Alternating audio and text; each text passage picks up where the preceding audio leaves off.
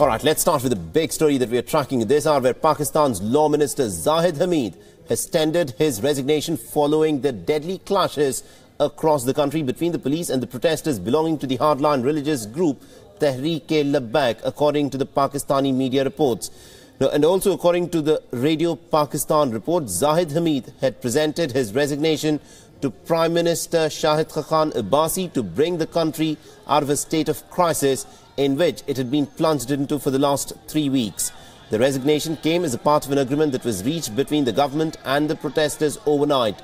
The deal came after a 2-day face-off in Islamabad and several other major cities across Pakistan between protesters and security forces, which saw at least 6 people be killed and hundreds of others were injured. The protesters had staged a sit-in in the capital Islamabad for almost 3 weeks, demanding the removal of Hamid Zahid for changes that were made to a law to an oath in the Electoral Process Elections Act of 2017. They alleged that the action had in fact undermined the Islamic beliefs and had alleged it to be nothing short of blasphemy in Pakistan. Earlier, the leader of the Islamist group Tehreek-e-Labbaik party had vowed to escalate the protests further unless their demands were met. जो पूरे मुल्क में धरने हो रहे हैं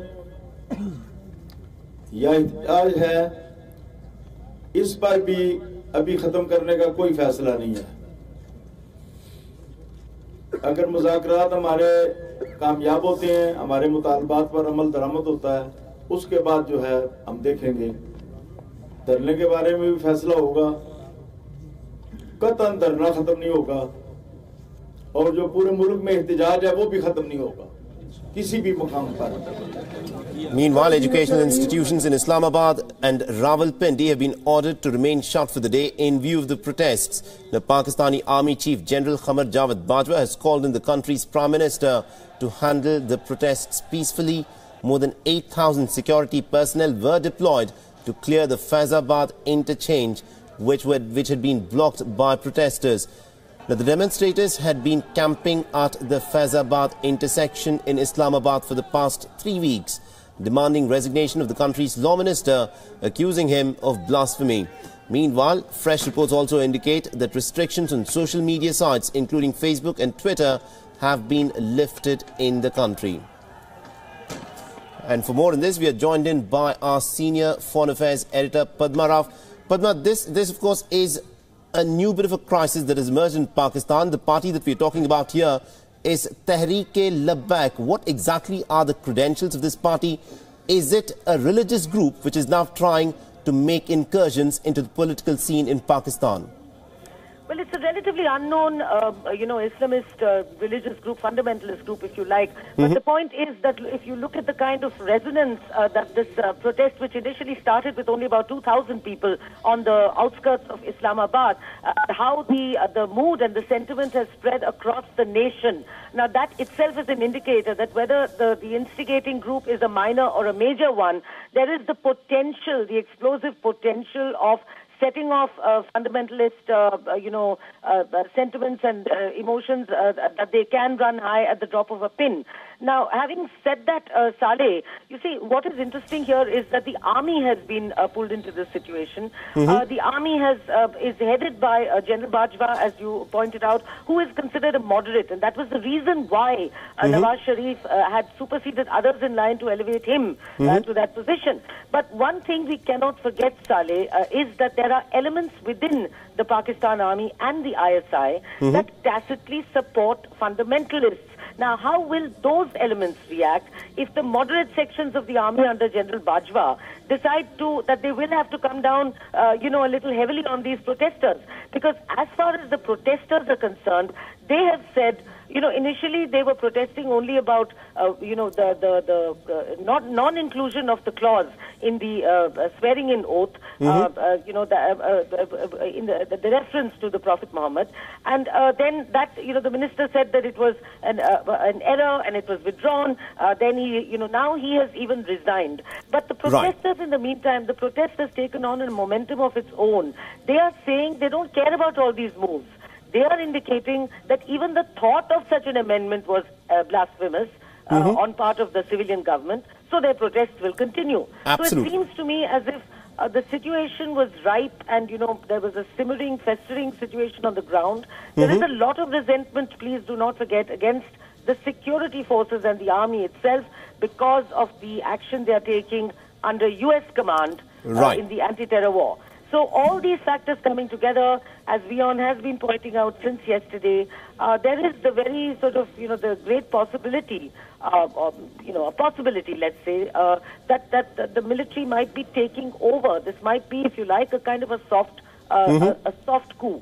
Right, absolutely indeed. Padma, do continue to stay on with us. Meanwhile, we're also joined by Raza Rumi, who is the editor of Daily Times from New York. Now, Mr. Raza Rumi, what is interesting is that these protests are taking place at a time when there is a clear political vacuum. Nawaz Sharif has been ousted. Shahid Khan Abbasi is not exactly a very popular leader. That is what is driving these protesters to now perhaps up the ante, and probably they're gunning for power in the elections next year. Yes, I think I was just listening to Padma's analysis, and all of those factors are very important to remember as to what is happening with these protests. Right. But I guess you have pointed out a very important factor, which is both the leadership vacuum in the ruling party and also the fact that earlier it was Nawaz Sharif versus the establishment, but now because the ruling party is still firmly behind Nawaz Sharif, so they are also viewed as anti-establishment political elements. Right. And many commentators in Islamabad have pointed out the fact that these relatively unknown clerics would not have been able to conduct this sit-in and bring the government to its knees without some level of support. And even now the resignation of the law minister, and now there's some kind of an agreement which has been drafted between the government and the protesters, which has been brokered by the military. So the military is playing a very central role here.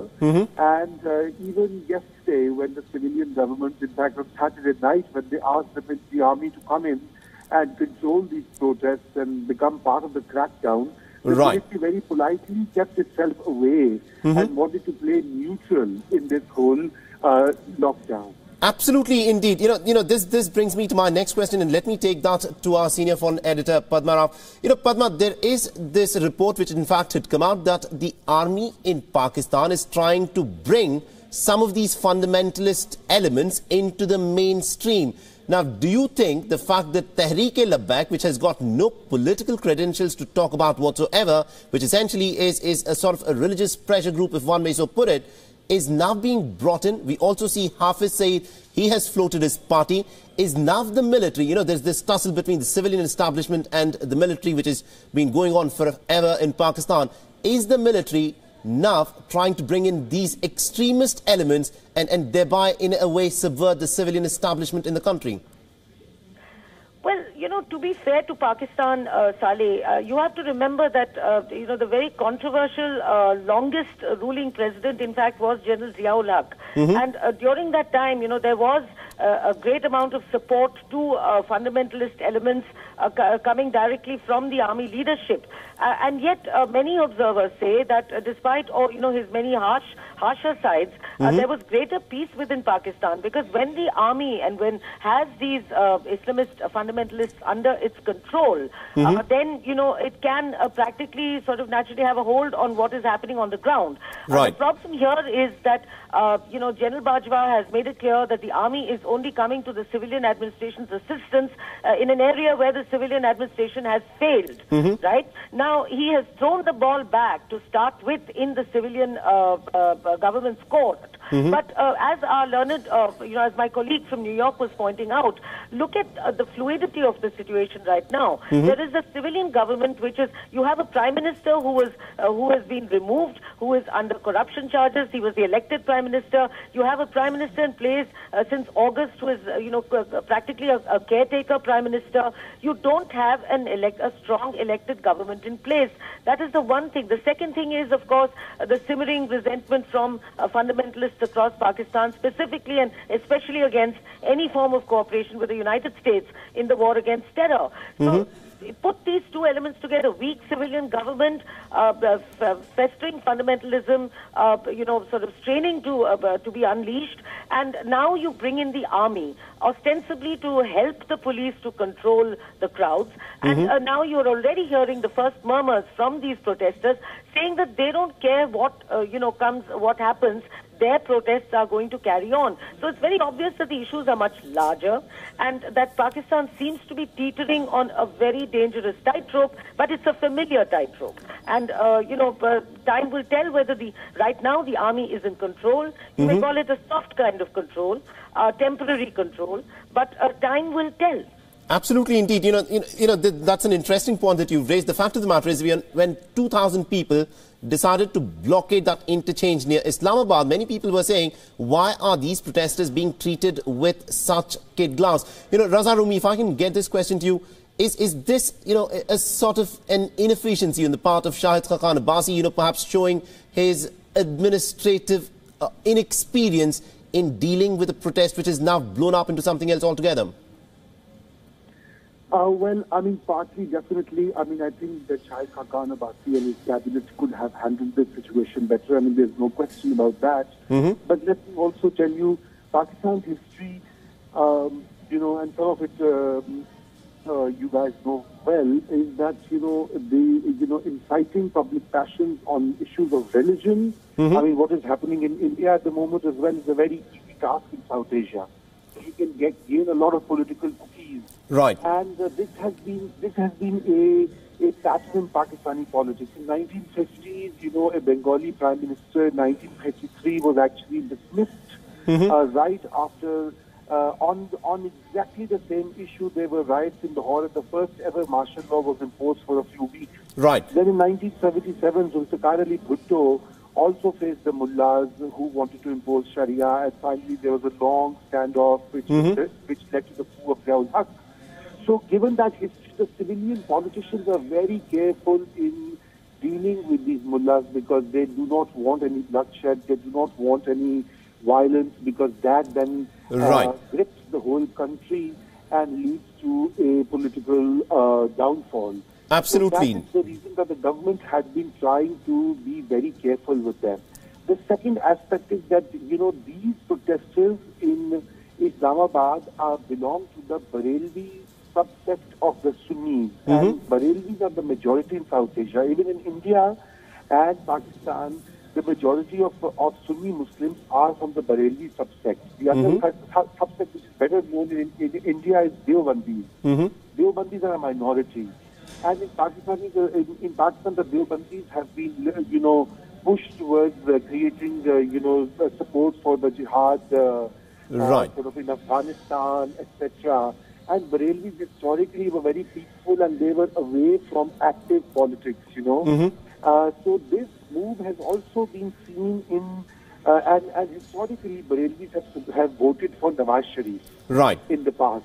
So because Nawaz Sharif is now out of the, has fallen foul of the establishment, and there is some degree of political maneuvering also going on to keep a hardcore base of Nawaz Sharif away from the 2018 election, which would lead to his party losing a few seats in the heartland of Punjab. And the protests yesterday and the day before were largely located in the Punjab province. So it's a bit complicated here.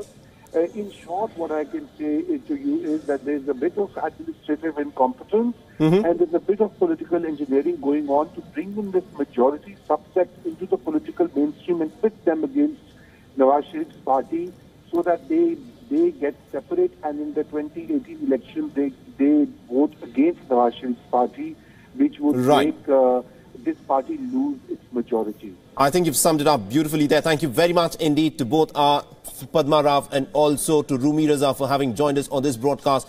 There appears to be a clear shift that is taking place. The hand of the civilian establishment is weakening. The religious establishment, which had been sitting on the fringes within the civilian government at least, appears to be getting stronger and bolder. And perhaps because of the political inexperience of the Abbasi administration, this protest, which started off with just 2,000 people, has now taken on a different texture of its own.